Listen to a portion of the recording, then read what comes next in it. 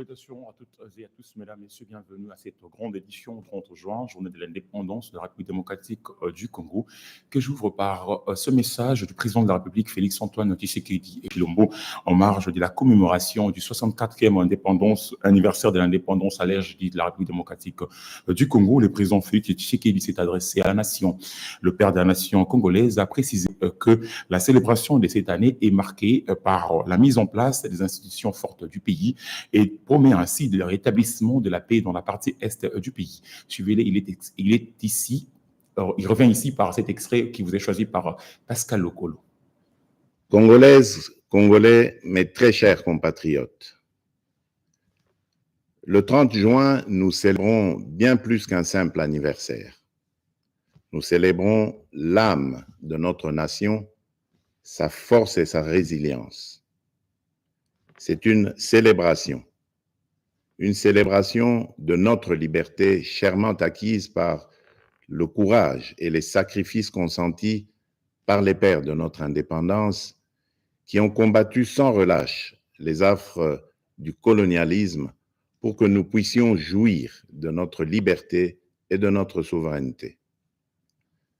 C'est ici le lieu de rendre un hommage appuyé à leur bravoure, à leur détermination et à leur vision lumineuse pour un Congo uni, libre et prospère. Aujourd'hui, nous sommes 64 ans plus âgés, 64 ans plus forts, 64 fois plus déterminés à poursuivre l'œuvre de nos pères fondateurs. Le cheminement de notre nation nous renseigne que l'indépendance chèrement acquise est certes un choix délibéré de responsabilité, mais elle ne devient véritablement un acquis que lorsque nous en faisons un pari ambitieux, celui de la volonté inébranlable de tout un peuple d'aller toujours vers le progrès économique et social pour un bien-être durable. Elle est un combat continu qui exige notre unité, notre solidarité et notre engagement pour un avenir meilleur pour tous. Mes très chers compatriotes, cette commémoration est marquée cette année par l'installation effective des institutions de la République et des animateurs issus du 4e cycle électoral qui a connu pour la première fois la participation d'une partie de nos compatriotes vivant à l'étranger. Ce processus est appelé à s'étendre à l'ensemble de la diaspora congolaise à travers le monde. Je me réjouis de célébrer notre marche collective vers la consolidation de la démocratie et la promotion de l'état de droit dans notre nation. À l'enseignement supérieur et universitaire, l'Université pédagogique nationale, l'UPN en sigle, a organisé le samedi dernier une matinée de dialogue intergénérationnel en marge de la journée dédiée aux pères de l'indépendance de la République démocratique du Congo. Mondi Kouyala et Patim Boussine, ce reportage. Les étudiants de l'Université pédagogique nationale se sont réunis samedi 29 juin 2024 pour réfléchir autour du thème « Dialogue intergénérationnel en marge de la journée de l'indépendance de la RDC ». Intervenant à cette réunion, Roger Bimouala, député national, insiste sur l'éveil de conscience en milieu des jeunes Congolais pour une indépendance réelle de la RDC. La réalité de la colonisation sexuelle basée d'abord d'une propriété privée à une colonie belge. Et que cette période de colonisation a duré plus de 75 ans. Et c'est traduit par l'enrichissement belge en dépit des Congolais. Et que juste de 1885 à 1908, la population congolaise est passée de 20 millions à 10 millions. Mifi Jeko Samba, politologue, assistant de la recherche à l'Institut géographique du Congo et chargé de relations publiques de l'école des télécommunications et des télédétections spatiales, a abordé la question de la femme de 64 ans. La gestion, c'est l'administration de direction, c'est la conduite, c'est la gouvernance, c'est le management. Et les pouvoirs politiques réfèrent à l'organisation de la société pour réaliser l'intérêt général. La participation des femmes à la vie sociale, économique, politique et culturelle de leur pays est un droit reconnu à celle-ci par plusieurs instruments juridiques nationaux et internationaux. Il s'y est de signaler que plusieurs associations et mouvements des femmes avaient joué un rôle important dans l'évolution politique féminine du pays, entre autres les combats de Kimpavita, Femmes Abako, Union des femmes congolaises, Mouvement des femmes nationales, pour ne citer que ceux-là. Jeudi 30 juin 1960, dimanche 30 juin 2024, cela fait exactement 64 ans foule que la République démocratique du Congo commémore son indépendance. Quel bilan pour l'enseignement supérieur et universitaire? Tentative de réponse avec Africa Mujinga dans ces dossiers qu'il nous propose. Regardez. Nous avons connu les ironies, les insultes, les coups que nous devions subir matin, midi et soir, parce que nous étions des nègres. 64 ans de l'indépendance de la République démocratique du Congo. Quel bilan en ce qui concerne l'enseignement supérieur et universitaire? Le professeur Dr Fisma Kanzu Imwangama, directeur général de l'Institut national du bâtiment et travaux publics UNBTP, répond. La situation de l'enseignement supérieur et universitaire, on peut même aller au-delà, la recherche scientifique. Bon, la réponse peut être mitigée aussi, hein. Mais il y a eu beaucoup d'avancées. C'est vrai, il y a 60 ans, on pouvait étudier à Louvain, tout comme à Lovanium. C'était la même chose. C'est des Occidentaux qui étaient au pays, leurs enfants pouvaient aller directement, après le collège Albert, aller à Lovanium. Mais au fil des temps, évidemment, la flamme a été maintenue. Bon, la flamme a failli aussi s'éteindre, mais je pense que nous avons été responsables au fil des temps. Avoir le nombre d'intellectuels qu'on a formés, le nombre d'universitaires, au sens de l'Académie française du terme, nous pouvons dire que le bilan est tout de même positif. Que faire pour sauver l'enseignement dans la partie est de la République où la population est confrontée par la guerre? Ça m'est versé dans la politique puisque je suis académicien. Il faut dire que cette guerre a longtemps duré, elle perdure. Et ceux qui en payent les plus lourds tribut, c'est aussi nos enfants, nos femmes, nos sœurs. Et ce qu'il faut éviter, c'est de recruter les jeunes gens dans les forces armées. C'est d'éviter de prendre des jeunes gens comme des boucliers humains, d'éviter de mettre ces gens dans des travaux forcés pour l'effort de guerre, par exemple. Il faut que nous puissions éviter, ou ceux qui font la guerre, surtout ceux qui nous agressent, ils doivent éviter cela. Venons-en à la situation de l'enseignant congolais 64 ans après l'indépendance.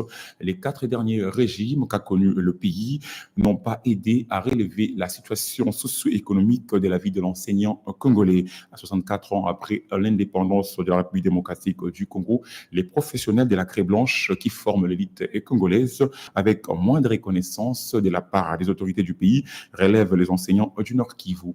Patient Rafiki, président provincial de syndicat des enseignants de l'école protestante en province, estime et qu'il est temps que Félix Tshisekedi puisse changer le paradigme. Germain Chikourou, notre correspondant à Goma, signe ce reportage. Regardez.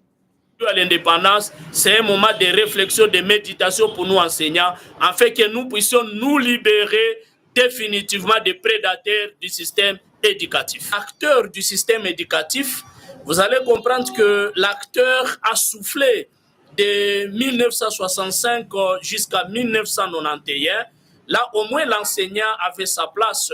Mais depuis 1991 à nos jours, vous allez comprendre qu'avec Mobutu, il avait placé l'enseignant comme étant un pilier de réserve. Nous avions connu Joseph Kabila, cette période de Joseph Kabila, où pour lui, il avait cru que l'enseignant était bon pour la poubelle. Effectivement, on devrait encore utiliser l'enseignant comme un engrais chimique pour faire pousser des aliments dans le champ, mais à un certain moment méprisé. Et nous sommes en train de croire que le régime actuel est en train de considérer l'enseignant comme un mort vivant. c'est-à-dire celui qui existe mais qui ne mène pas une vie, parce qu'il est inconcevable. Avec les pouvoirs actuels, la vie que mène l'enseignant, et ils sont contents de voir l'enseignant, l'acteur du système éducatif, l'acteur du centre de développement, mener une vie dérisoire. Vous allez comprendre qu'avec l'enseignant actuellement, dans les 30 jours du mois, l'enseignant est obligé de passer 15 jours sans rien mettre sous la dent, c'est-à-dire ventre affamé. Et vous attendez quoi de cet enseignant comme un enseignement de qualité? Raison pour laquelle nous nous disons l'indépendance qu'on célèbre aujourd'hui ne serait jamais célébrée par l'enseignant, parce que l'enseignant est toujours négligé dans ce pays. L'enseignant est placé à un niveau très bas d'échelle et les autres se partagent les ressources naturelles et le miettes sont jetés à l'enseignant. Revenons à Kinshasa pour prendre la réaction du professeur Dieudonné Moussibono, enseignant à l'université de Kinshasa, qui estime que le pays devait s'émanciper et se libérer du joug colonial 64 ans après son indépendance. Suivez-le, il est au micro de Popol Ziakwaou. Jour pour jour, 64 ans, depuis le Congo est devenu indépendant. L'indépendance devrait être une indépendance d'action, une indépendance de raisonnement, une indépendance économique, une indépendance d'esprit. Malheureusement, nous sommes restés liés et la télégouvernance, comme je l'ai dit, continue. La principale recommandation, c'est l'émancipation.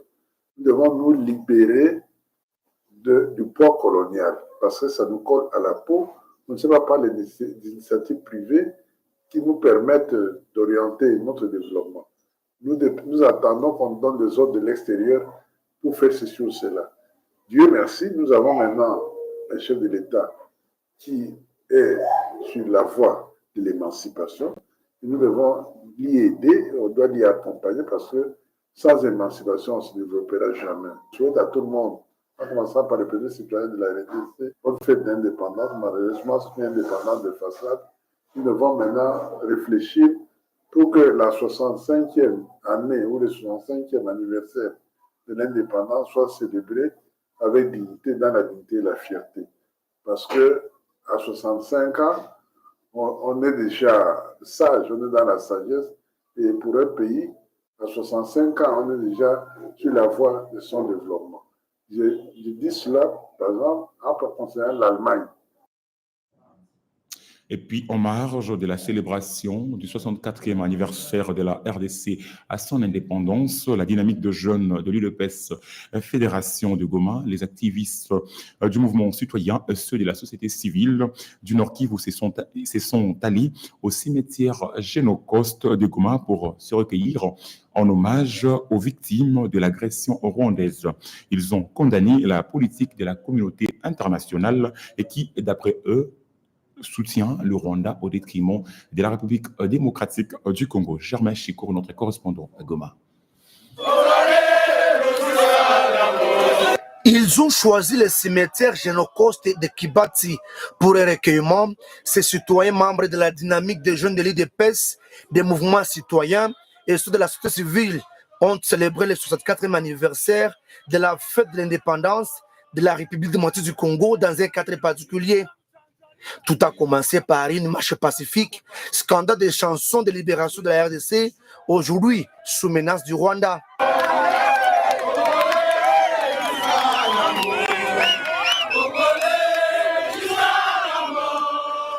Devant les tombes des victimes de l'agression rwandaise, ces manifestants ont dénoncé la politique occidentale tendant à exterminer le peuple congolais. À cela, nous ne devons pas nous taire, nous devons nous lever, essayer de barrer la route à l'ennemi.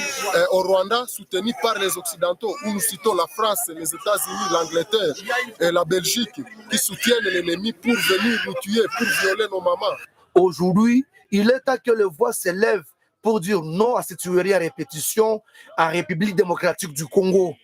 Nous passons avant tout aux victimes, ces hommes, ces femmes et ces enfants qui ont perdu la vie dans des circonstances tragiques et injustes. Leur mémoire restera à jamais gravée dans nos cœurs et dans l'histoire de notre pays. Nous appelons à la justice de faire son travail parce que les gens qui couchent ici, Les gens qui ont été tués innocemment ne se sentiront jamais à l'aise tant que la justice ne sera rendue. Les sons versés de ces patriotes congolais enterrés sur ce site doivent crier vengeance contre le Rwanda et tous les agressés de la RDC. À ces compatriotes qu'on a précipités, indépendamment de leur volonté, dans le monde spirituel couché ici présent, de se lever, de se mobiliser et aller à la ligne de front. Et je fais cette déclaration en tant qu'homme de Dieu pour que ces esprits puissent libérer leur nation qui est occupée aujourd'hui d'une manière injuste. Des gerbes de fleurs ont été déposées devant les tombes des victimes de l'agression rwandaise en signe d'hommage, tout en demandant à la Cour pénale internationale de se saisir de ces dossiers pour que les auteurs soient sévèrement punis pour les crimes contre l'humanité commis en RDC. Venons-en à l'appel lancé par le mouvement citoyen MNC pour le départ de la MONUSCO, 64 ans après l'indépendance de la République démocratique du Congo. Les activistes du mouvement citoyen MNC, mouvement de la Révolution, appellent au départ de la MONUSCO de la République démocratique du Congo. Ces citoyens l'ont déclaré ce dimanche 30 juin en marge de la célébration de la fête de l'indépendance, allais-je dire, du pays de Lumumba. Ils ont aussi annoncé une série de manifestations après la tuerie de près de 30 personnes lors des différentes manifestations anti-MONUSCO. Germain Chico. Nous sommes là, nous avons été invités par le mouvement citoyen MNC qui est allé aujourd'hui, qui est en train d'aller à Macao pour recueillir sur le cimetière ou le tombe de nos compatriotes qu'on avait perdus pendant la lutte anti-MONUSCO.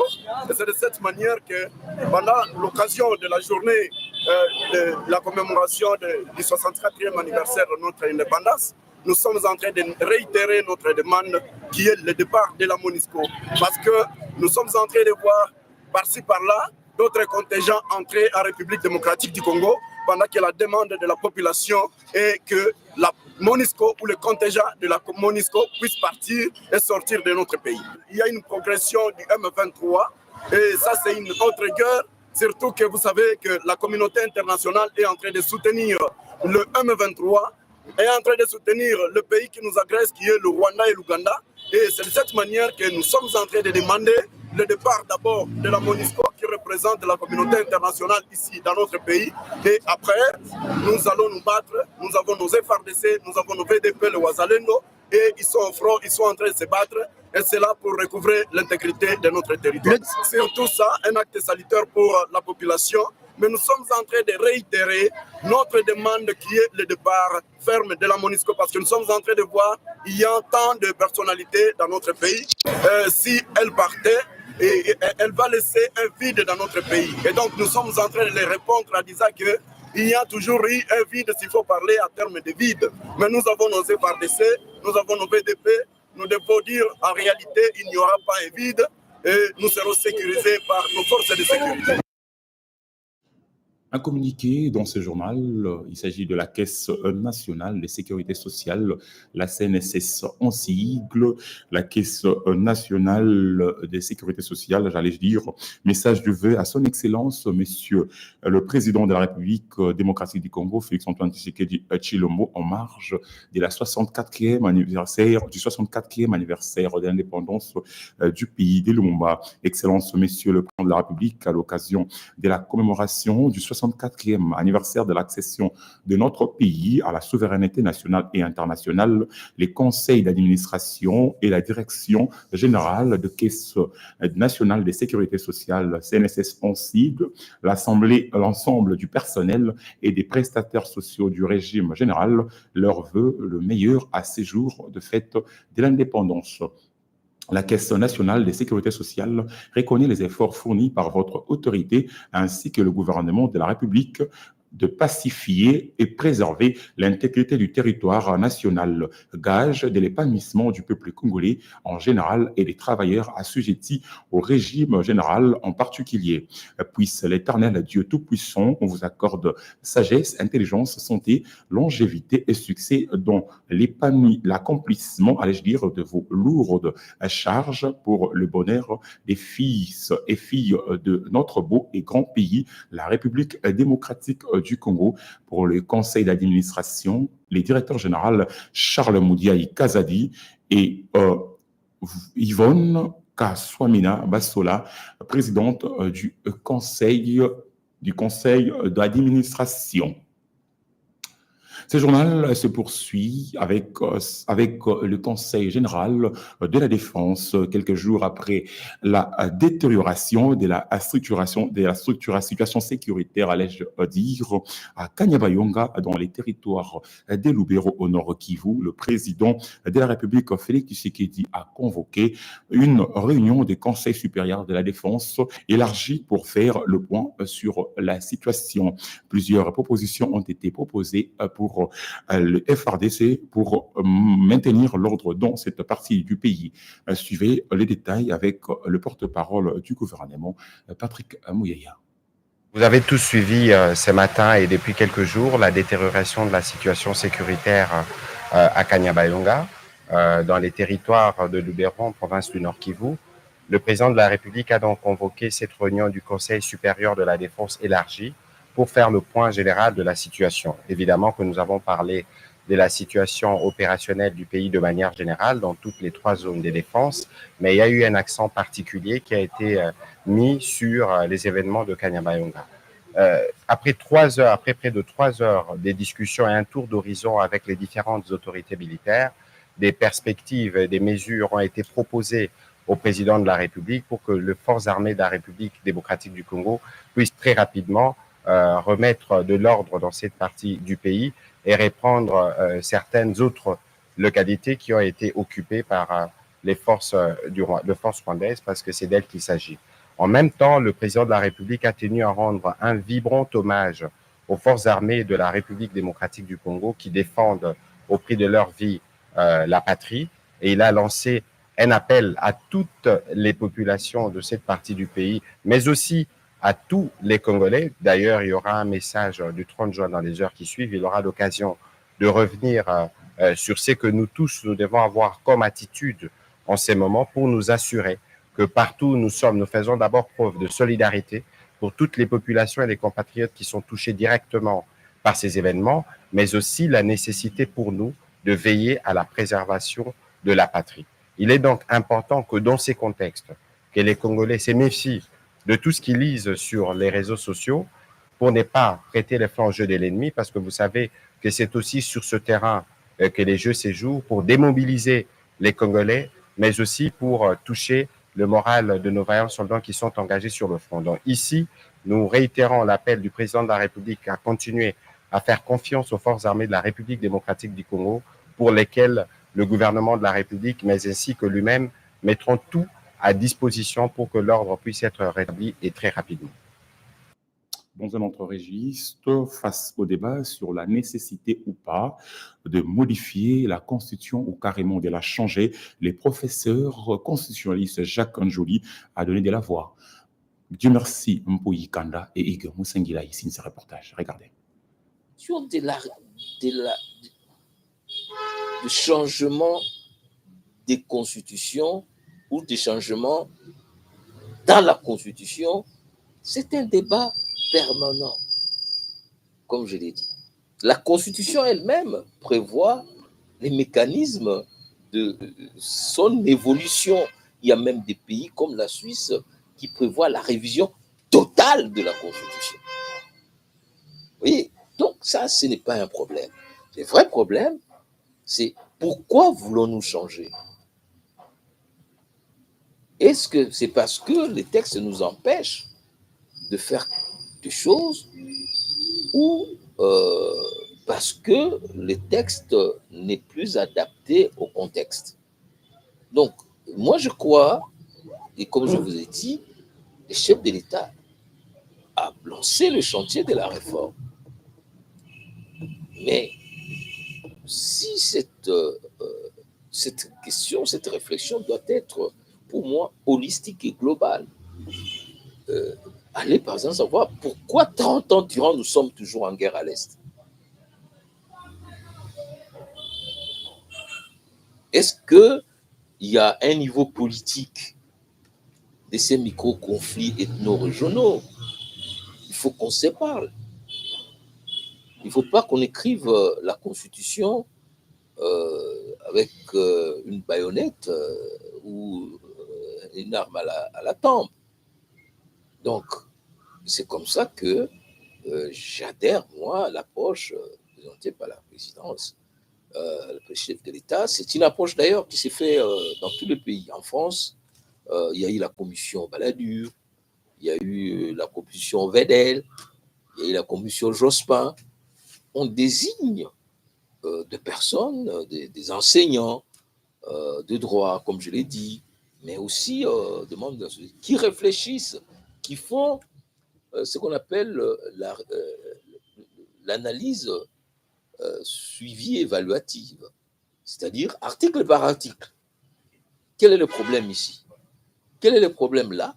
Et puis à l'issue de cela, ils vont voir celui qui assure, qui est le gardien, les chefs de l'État, dit voilà, nous avons trouvé tel problème. Et là, on commence alors la consultation. Parce que cette commission doit aussi demander au peuple, est-ce que les gouverneurs élus, ça vous satisfait ou ça ne vous satisfait pas?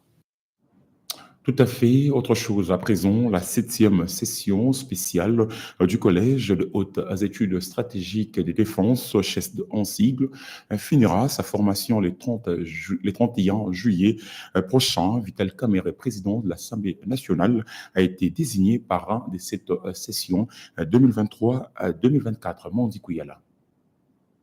La 7e session spéciale du Collège des hautes études stratégiques de la défense va finir sa formation le 31 juillet prochain. Plus de 200 lauréats venus de plusieurs institutions et structures publiques vont recevoir leur brevet au cours d'une grande cérémonie officielle qui sera présidée par le chef de l'État, son Excellence Félix-Antoine Tshisekedi Tshilombo. Cette promotion sera parrainée par le professeur Vital Kamerhe, président de l'Assemblée nationale. L'annonce est du général-major et professeur Augustin Moubiaï, directeur général du CHESD, au speaker de la Chambre basse au cours de l'audience lui accordée. Il est d'une tradition dans les écoles militaires que chaque année académique, on puisse avoir une haute personnalité ou une personnalité emblématique qui puisse rester comme image de référence pour cette promotion-là. Et nous sommes venus voir le président de l'Assemblée nationale dans sa qualité de parrain de la 7e session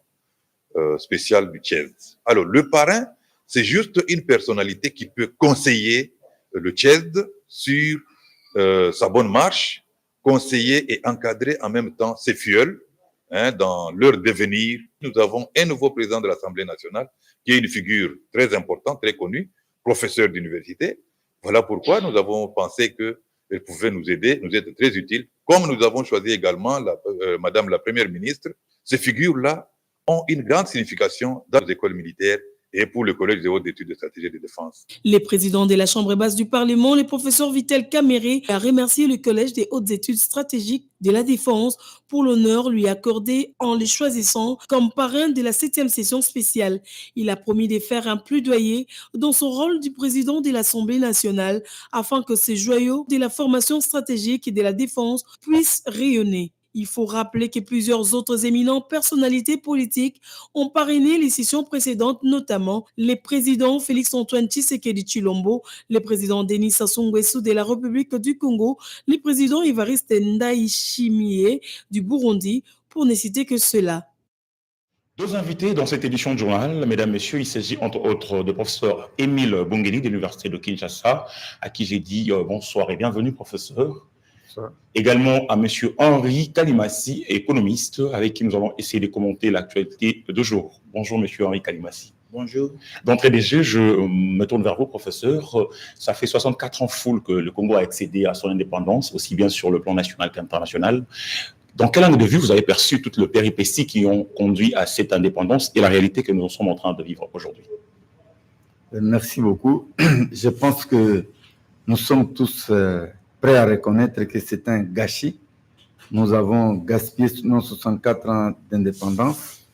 Nous avons emprunté des voies boueuses, n'est-ce pas, marécageuses, pour nous faire arriver à une situation où le pays, nous l'avons complètement affaibli. Et je pense qu'à l'occasion de ces 64 ans, nous devons réfléchir, n'est-ce pas? Réfléchir sur ce que nous sommes devenus, sur ce qu'on a fait de nous et sur ce que nous avons fait nous-mêmes de notre propre pays. Donc nous devons réfléchir, construire une nouvelle intelligence collective sur laquelle nous allons baser nos actions futures pour que nous ne puissions pas laisser le pays dans cet état où il court le risque de disparaître. Alors, si l'on devrait réfléchir à 64 ans, à quel âge nous allons mettre en branle ce que nous allons faire pour que le Congo de demain puisse être tout différent de celui que nous sommes en train de vivre aujourd'hui? D'abord, une révolution mentale, une révolution intellectuelle, n'est-ce pas? Nous reconsidérer et pas nous considérer comme ce que les autres ont voulu que nous soyons, n'est-ce pas? Nous redéfinir nous-mêmes, créer de nouvelles visions, imaginer un nouveau cadre de vie, n'est-ce pas? Et à partir de cet idéal que nous nous serons construits collégialement et collectivement, à partir de ces objectifs nouveaux, n'est-ce pas? Nous allons travailler tous en regardant dans la même direction et pas, n'est-ce pas, à nous regarder. Et donc, si nous continuons avec ce système qui nous imbécilise, n'est-ce pas, qui nous empêche de raisonner, qui nous porte vers des activités hédonistiques, n'est-ce pas, donc de plaisir, nous sommes perdus. Nous devons nous reconsidérer. Tout ce que l'université a fait, c'est produire des cerveaux inutiles à notre développement, n'est-ce pas? Et nous devons avoir le courage de le reconnaître et de redéfinir le paradigme, n'est-ce pas, pour que nous puissions penser autrement. Je ne sais pas quel économiste viendra dire au Congo que non, moi je suis un meilleur économiste. Pour avoir fait quoi? Moi je suis un meilleur juriste. Pour avoir fait quoi? À part le médecin. Hein? Je suis un meilleur ingénieur, alors que nous avons des pannes d'électricité, des routes trouées partout. Donc, des sociologues, on ne comprend même pas le pays. Et les politologues, le pays n'est pas organisé. Donc, nous sommes vraiment dans une situation où nous devons nous redéfinir, n'est-ce pas? Nous devons nous redéfinir et commencer à préparer notre jeunesse à autre chose que ce à quoi on a été préparés. Au lieu de former des cerveaux inutiles, n'est-ce pas? Essayons de former des cerveaux qui vont être utiles pour notre développement. Merci, professeur. Je sens que la matière est abondante. Je me tourne rapidement vers M. Henri Kalimassi. 64 ans full d'indépendance. Nous avons aujourd'hui un gouvernement souminois ou dans son volet économique, essentiellement dans le domaine de mines, parce que c'est un domaine également qui vous concerne. Alors, dans quel angle de la vie vous avez perçu cela et quelle est votre lecture de fait par rapport à ce secteur de vie qui est aussi important pour les développements du pays? Bon, j'ai encouragé le programme de Madame la Première ministre qui a fait son programme en termes de 90 milliards de dollars sur base de 20 milliards l'an. Et son programme s'appesantit sur le secteur minier. Et ce secteur minier qui a été accompagné par l'ancien président Joseph Kabila, je ne sais pas si c'est à tort ou à raison, parce qu'il était fin mandat. C'est au travers ces codes miniers-là qu'on peut parler aujourd'hui en termes de fisc, de l'augmentation de notre budget. Parce que Joseph Kabila a dit lever les taux à ce qui concerne les minerais stratégiques à 10%. Et c'est sur ces taux-là que tous les gouvernements qui se succèdent s'appuient aujourd'hui pour soutenir leur budget et leur programme du gouvernement. Mais il ne faut pas oublier aussi que cette situation a ramené les pays là où nous sommes aujourd'hui avec les multinationales, qui n'avaient pas accepté que les gouvernements puissent lever les taux à 10% à ce qui concerne les minerais stratégiques. Ils ont monté les mécanismes en utilisant le Rwanda aujourd'hui et les opérateurs économiques congolais qui visent les LIC et qui accompagnent le Rwanda aujourd'hui à l'est du pays à ce qui concerne les coltans parce qu'ils fouillent les 10% qu'ils devraient payer au Congo, et ils amènent leurs minéraux au Rwanda, où ils payent les 2%, parce que les Rwandais ne bénéficient que de ces 2%-là. Et pour sortir les minéraux, qu'est-ce qu'ils font? Ils font insécuriser les pays. Maintenant, le problème qui se pose aujourd'hui, c'est quoi?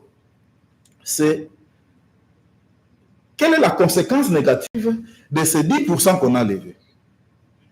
Certes, le gouvernement est appuyé par ces taux, mais la conséquence négative, c'est la guerre à l'Est. Le gouvernement peut avoir aujourd'hui réalisé des recettes colossales en termes de fisc, mais le gouvernement doit savoir que tout ce qu'il magasine ici, en grande partie, va soutenir la guerre à l'Est. Parce qu'on ne va pas laisser le Nord Kivu tomber entre les mains des Rwandais. Encore que ça bouillonne à ce moment. Vous voyez la conséquence négative de la levée des taux à 10%. D'où il faut un palliatif. Nos économistes nous parlent souvent de la macroéconomie, microéconomie, mais ils ne nous amènent pas à adapter ou à faire adapter les pays à notre propre économie. Qu'est-ce que nous devons faire pour adapter les pays à notre propre économie au lieu de rester dans la théorie occidentale? C'est la science. Nous avons étudié à l'économie pour nous donner les pistes à prendre par rapport à nos propres solutions. Mais nos économistes restent toujours dans la macro, micro, leadership. Alors qu'il faudrait mettre en place maintenant le mécanisme propre aux Congolais. Alors, dans le secteur minier, par rapport à ces 10%-là, est-ce qu'il faudra-t-il laisser le taux de 10% et voir nos peuples souffrir à l'Est et mourir comme des mouches? Alors, que préconisez-vous à la place? Alors, nous devons faire en sorte que, comme nous tendons vers la révision du code minier, qu'il y ait un palliatif. Moi, je propose, parce qu'il faut aller concrètement dans la proposition, que nous mettions en place une exploitation triangulaire du secteur minier. Ça veut dire? C'est-à-dire l'exploitation triangulaire, les mines peuvent faire exploiter l'agriculture, les mines peuvent faire exploiter la pêche et l'élevage. Parce que nous n'avons rien. Nous n'avons pas de banque, mais ceux qui viennent nous recoloniser dans le secteur minier, ils ont facilement ou la facilité d'avoir les crédits chez eux. Et ce qui nous amène ici pour nous recoloniser. Mais nous n'avons pas les moyens. Mais si nous n'avons que notre minerai, et avec notre minerai, avec l'exploitation triangulaire, nos propres minéraux, nous pouvons insérer dans le code qui sera actualisé ce qu'on appelle l'exploitation triangulaire, en y créant une direction générale des mines, agriculture, pêche et élevage. Comment ça va se faire? Lors des études de faisabilité, c'est-à-dire une société lorsqu'il termine son exploration, il veut quitter l'exploration vers l'exploitation, il y a des études que le gouvernement exige à ces sociétés minières, des études de faisabilité. Au lieu que ces sociétés nous apportent seulement les études de faisabilité pour l'exploitation minière, nous devons leur imposer de nous amener aussi, parce qu'ils ont la facilité de crédit, de faire en sorte qu'ils montent aussi une étude de faisabilité agricole, une étude de faisabilité de pêche, une étude de faisabilité d'élevage. Et lorsqu'ils ont ça... Là, vous parlez de la diversification. De la diversification de l'économie dans les mines. Ah, okay. C'est-à-dire, une société industrielle minière peut à la fois exploiter et le secteur minier, agricole, pêche et élevage. Maintenant, comment le gouvernement peut les accompagner? Le gouvernement peut les accompagner à travers ou au travers la direction générale des mines, pêche et élevage. Comment faire? Nous avons plus de 2 millions, c'est 2 millions d'hectares de terres arables. Nous pouvons, cette direction-là, nous avions vu, pour reculer, Joseph Kabila, pour ne citer que son nom, avait distribué des tracteurs dans toute la République. Mais si vous sillonnez aujourd'hui toute la République, il n'y a aucun tracteur. Tous ces tracteurs ont été vendus par les propriétaires de baleinières. Mais si on peut avoir cette direction-là, cette direction pourra gérer ces tracteurs désormais, pourra distribuer les terres aux entreprises minières, n'est-ce pas? Les entreprises minières pourront cultiver la terre à travers nos mines, au lieu qu'ils paient les taxes qui ne bénéficient pas aux Congolais, n'est-ce pas? Ces entreprises minières peuvent nous amener les bateaux de pêche. Ces entreprises minières peuvent développer notre système d'élevage. Tout ça, ça peut être inclus dans l'exploitation minière et on subdivise juste cette exploitation en termes de l'agriculture, pêche et élevage et avec une entreprise qui va devoir gérer désormais ces secteurs-là. Alors, lorsqu'on distribue les terres, les récoltes qui seront produites, n'est-ce pas, peuvent être distribuées en termes de pourcentage. Le gouvernement peut avoir 40% et les sociétaires ou les entreprises minières 60%. À ce moment-là, les mêmes productions, que ce soit en termes de poissons, en termes d'élevage, peuvent créer d'autres entreprises, c'est-à-dire les entreprises de consommation de produits finis. Vous comprenez? On peut, donc, le secteur minier en soi est à mesure aujourd'hui de développer les pays si le gouvernement arrive à mettre une politique en place au travers de cette exploitation triangulaire. Merci beaucoup, c'est pertinent. Alors, je me retourne vers vous pour que je puisse avoir votre dernier mot. Professeur Émile Bongeli, de l'Université de Kinshasa. Professeur, vous avez peint un tableau qui semble sombre du pays, 64 ans après l'indépendance. Alors, dites-nous, que faire? Et ça serait en même temps votre occasion de mettre votre point de vue pour que nous puissions clôturer avec vous pour ces rendez-vous, bien sûr. Je vais dire quelque chose de très général, n'est-ce pas? Nous sommes des hommes, nous sommes dotés des mêmes intelligences que les autres, n'est-ce pas? Les autres ne nous dépassent parce qu'ils utilisent plus leur intelligence au moment où nous sommes en train de nous contenter des richesses naturelles, nous avons ça, nous sommes premiers en ça, etc., etc. Moi, je pense que nous devons réfléchir sur ce que nous voulons, n'est-ce pas? Si nous sommes des hommes, notre développement doit dépendre de nous-mêmes. Nous devons, n'est-ce pas, secteur minier, secteur de la pêche, secteur, tous les secteurs, nous devons nous-mêmes avoir nos propres politiques publiques en la matière et essayer d'impliquer nos propres entrepreneurs. Nous ne devons pas toujours compter sur ceux qui viennent de l'extérieur, qui sont subventionnés par leur gouvernement, n'est-ce pas, pour venir nous maintenir dans ces jours. Nous aussi, nous avons un gouvernement, nous pouvons aussi soutenir nos hommes d'affaires, n'est-ce pas, pour que tous ces secteurs vitaux soient contrôlés, n'est-ce pas, par les enfants du pays. Et il y a des gens qui disent non, l'argent n'a pas de nationalité. C'est faux. Il y a ce qu'on appelle le patriotisme économique, n'est-ce pas? Un Américain, n'est-ce pas, travaille d'abord pour enrichir l'Amérique. Et ça doit être le même cas pour nous aussi. Merci, professeur Émile Bongeli, d'avoir accepté notre invitation. Merci également à vous, monsieur Henri Kalimassi, d'avoir accepté également notre invitation. Nous allons vous retrouver, je crois, prochainement. C'est ici que prend fin cette session de journal. Je vous retrouve prochainement.